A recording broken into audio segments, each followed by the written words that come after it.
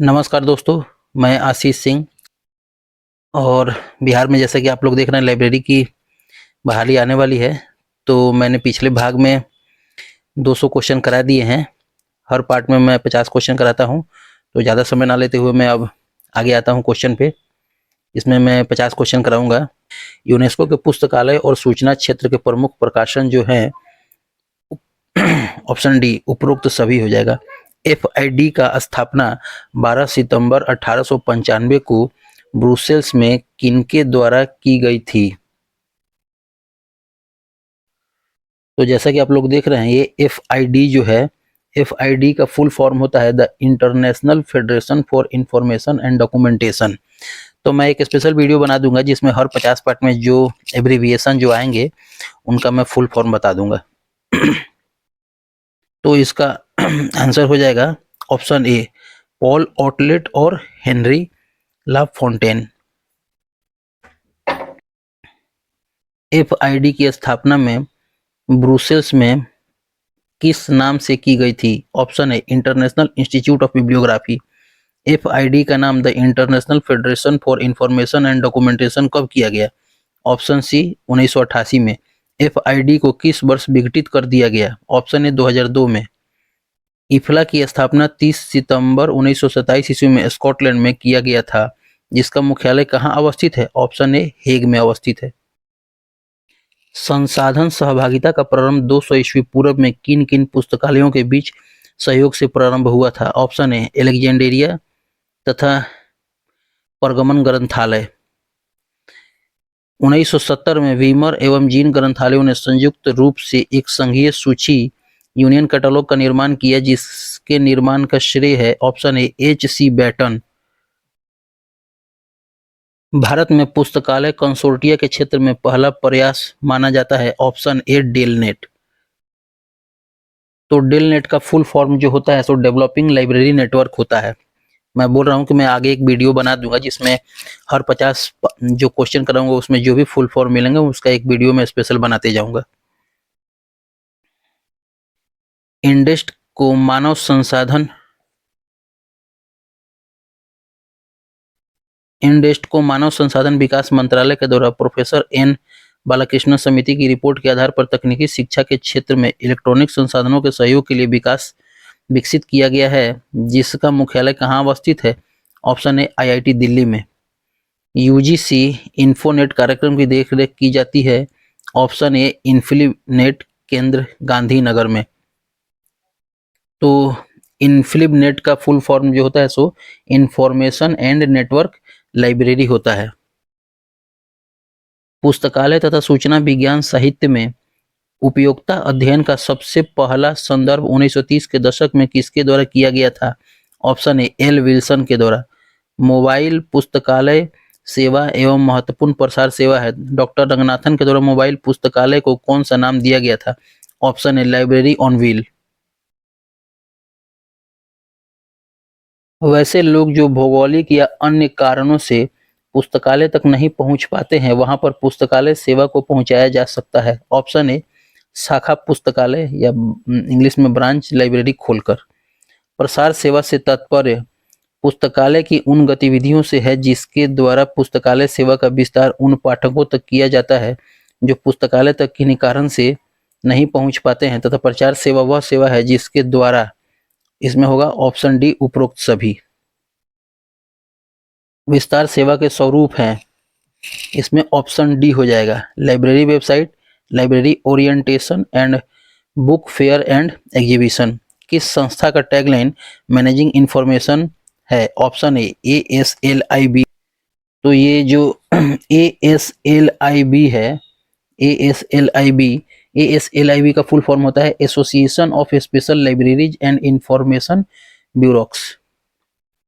भारत में ISBN प्रदान करने वाली संस्था जो है option A, RRNA New Delhi. किस वर्ष ISBN प्रदान करने वाले RRNA ऑफिस किस वर्ष तक कोलकाता में था? ऑप्शन डी, 2011 तक। भारत में ISSN प्रदान करने वाली संस्था जो है ऑप्शन बी, NISCAIR। तो इसका जो फुल फॉर्म होगा सो होगा national institute of science communication and information resources. किस संस्था के द्वारा सिस्टर लाइब्रेरी की अवधारणा का विकास किया गया? ऑप्शन ए हो जाएगा IFLA। तो IFLA का फुल फॉर्म जो होता है so international federation of library association and institutions. UAP शब्द का पूरा नाम क्या होगा? ऑप्शन ए हो जाएगा यूनिवर्सल अवेलेबिलिटी ऑफ पब्लिकेशंस। लिब्रामेट्री शब्द की अवधारणा का विकास किसके द्वारा किया गया? ऑप्शन ए डॉक्टर रंगनाथन के द्वारा किया गया। हरिनाथ डे पुस्तकालय अध्यक्ष जो थे so option A imperial library के थे। इंडियन नेशनल बिब्लियोग्राफी INB के निर्माण का कार्य किसके द्वारा किया जाता है? ऑप्शन ए केंद्रीय संदर्भ पुस्तकालय कोलकाता के। रंगनाथन के द्वारा Sarada Ranganathan endowment for library science की स्थापना कब की गई थी? ऑप्शन ए 1963 ईस्वी में। डॉक्टर रंगनाथन को पुस्तकालय विज्ञान का राष्ट्रीय प्राध्यापक कब नियुक्त किया गया था? ऑप्शन बी 1965 ईस्वी में। पुस्तकालय विज्ञान के 5 सूत्र 1931 पुस्तक का प्रकाशन किसके द्वारा किया गया था? Option A Madras library association के द्वारा। पुस्तकालय विज्ञान का कौन सा सूत्र पाठक सेवा की ओर केंद्रित है? तो इसका हो जाएगा ऑप्शन बी द्वितीय और चतुर्थ। पुस्तकालय विज्ञान का कौन सा सूत्र पुस्तक के उपयोग पर केंद्रित है? ऑप्शन सी प्रथम और तृतीय। पुस्तकालय विज्ञान का कौन सा सूत्र पुस्तकालय की संरचना और विस्तार से संबंधित है? तो हो जाएगा ऑप्शन सी पंचम। स्टैंडर्ड फॉर पब्लिक लाइब्रेरीज का प्रकाशन इफला के द्वारा किस वर्ष किया गया था? ऑप्शन बी 1973 ईस्वी में। इंपीरियल लाइब्रेरी के प्रथम पुस्तकालय अध्यक्ष जॉन मैकफार्लेन पद ग्रहण करने से पूर्व कहाँ उप पुस्तकालय अध्यक्ष असिस्टेंट लाइब्रेरियन थे? तो इसका हो जाएगा ऑप्शन ए ब्रिटिश म्यूजियम में। KM असदुल्लाह किस पुस्तकालय के पुस्तकालय अध्यक्ष थे? ऑप्शन सी इंपीरियल लाइब्रेरी में। तो इंपीरियल लाइब्रेरी जैसे कि आप जानते हैं इसकी स्थापना जो हुई थी सो 1891 में हुई थी। खुदा बख्श पुस्तकालय पटना किस वर्ष स्थापित किया गया था? ऑप्शन बी 1891 में। इसी टाइम पे हुआ था इंपीरियल लाइब्रेरी की स्थापना। ILA को सन 1933 स्थापित किया गया था 1933 में। उस समय उसका मुख्यालय कहाँ था? ऑप्शन ए कोलकाता में था। ILA का वर्तमान में मुख्यालय कहाँ है? ऑप्शन बी दिल्ली में। एडवाइजरी कमेटी के चेयरमैन कौन थे? Option B KP Sinha. Delhi public library को किसके सहयोग से बनाया गया था? ऑप्शन बी यूनेस्को के सहयोग से। तो UNESCO का फुल फॉर्म होता है United Nation Educational Scientific and Cultural Organization. National Literary Mission किस वर्ष प्रस्तावित किया गया? ऑप्शन बी 1988 में। सरस्वती महल लाइब्रेरी को किसके द्वारा the most remarkable library in India बताया गया है? ऑप्शन बी इंसाइक्लोपीडिया ब्रिटानिका के द्वारा। रामपुर राजा लाइब्रेरी की स्थापना किसके द्वारा किया गया था? ऑप्शन बी नवाब फैजुल्लाह खान के द्वारा। विद्वान डाटाबेस की देखरेख किसके द्वारा की जाती है? इनफ्लिबनेट के द्वारा की जाती है। इनफ्लिबनेट जो है इसका फुल फॉर्म जो होता है वो होता है Information and Library Network. ERNET का फुल फॉर्म होता है the Education and Research Network. NIC net का फुल फॉर्म जो होता है सो नेशनल इंफॉर्मेटिक्स सेंटर नेटवर्क होता है। और डेल नेट जो है इसका फुल फॉर्म जो होता है सो डेवलपिंग लाइब्रेरी नेटवर्क होता है। विद्वान डाटाबेस जो है क्या है? ऑप्शन सी उपरोक्त दोनों, सब्जेक्ट एक्सपर्ट डाटाबेस और नेशनल रिसर्चर नेटवर्क। वर्ष 2002 से संबंधित है। क्या संबंधित है? ऑप्शन डी उपरोक्त सभी।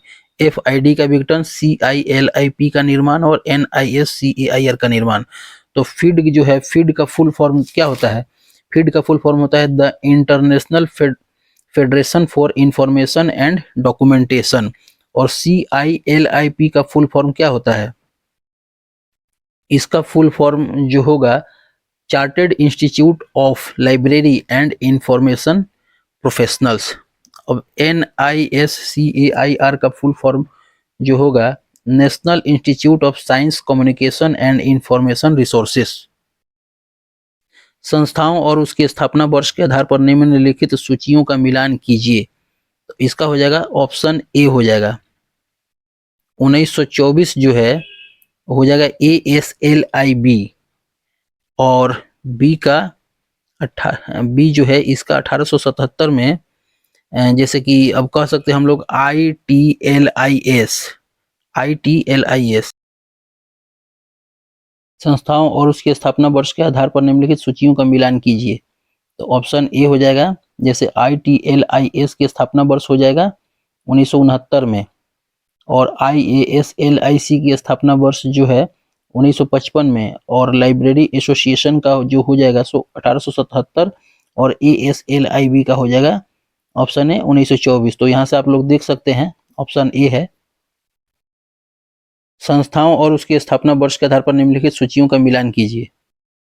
तो इसका ऑप्शन जो होता है सो ऑप्शन ए हो जाएगा। आप लोग यहाँ से देख के आप लोग आंसर अपना मिला लीजिएगा, क्योंकि अगर मैं सभी को बताने लगूंगा तो वीडियो काफी लंबा हो जाएगा। संस्थाओं और उसके स्थापना वर्ष के आधार पर निम्नलिखित सूचियों का मिलान कीजिए। तो इसका भी ऑप्शन ए हो जाएगा, आप लोग मिला लीजिएगा यहाँ से। संस्थाओं और उसके स्थापना वर्ष के आधार पर निम्नलिखित सूचियों का मिलान कीजिए, इसका ऑप्शन बी हो जाएगा उत्तर। यहाँ से आप लोग देख के आप लोग अपना आंसर मिला लीजिएगा। संस्थाओं और उसके मुख्यालय के आधार पर निम्नलिखित सूचियों का मिलान कीजिए।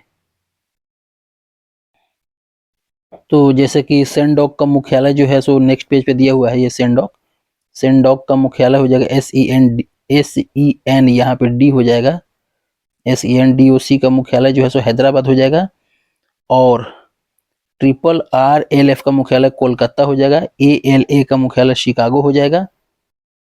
तो जैसा कि आप लोग देख रहे हैं सेंडॉक का मुख्यालय हो जाएगा हैदराबाद, और RRLF का मुख्यालय जो है सो कोलकाता, और ALA का मुख्यालय शिकागो। मैंने ऐसा इसलिए कर दिया कि कुछ इसके पार्ट सेकंड पेज पर है। और DLIS का पंजाब यूनिवर्सिटी का मुख्यालय ITLIS हो जाएगा। तो ITLIS जो है इसका फुल फॉर्म क्या होता है? ITLIS का फुल फॉर्म हो जाएगा the Indian association of teachers of library and information science.